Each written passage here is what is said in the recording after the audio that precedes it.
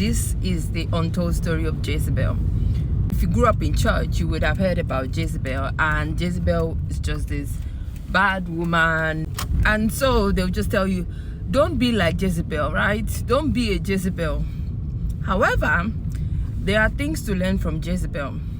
Now, if you study the Bible well, you will know that most of the time when Jezebel was also mentioned, she was mentioned because of her husband. Her husband was Ahab, who was king in Israel at the time. Now, her husband was really bad, a really bad person. The Bible records that her husband did more evil than the kings before him. And the kings before him, they did a lot of evil. So, technically, in my opinion, Jezebel and Ahab were power couple, okay?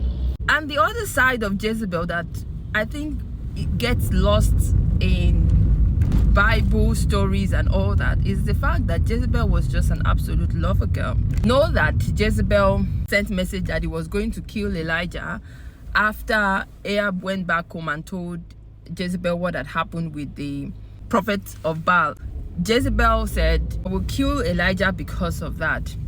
The other time we hear about Jezebel, her husband Ahab wanted the field of Naboth, and he wasn't going to get it because Naboth wasn't going to sell to him. He goes back home and was sulking about this, and Jezebel said, don't worry, I got it, I'm gonna fix it. She ended up killing Naboth, okay, to get the field for her husband. All right, now another place where we see Jezebel, the Bible says that, you know, Ahab did very bad in the eyes of the Lord, and he was supported, championed on by his wife.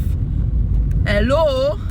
So technically, Jezebel was a good wife who is a bad person, just generally. That's how I would describe Jezebel, okay?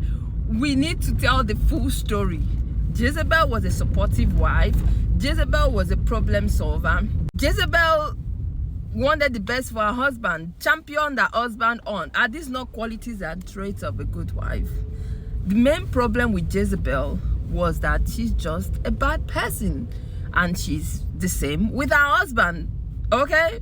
So that is the untold story of Jezebel, and I hope you learned something from it. All right, ciao ciao, bye.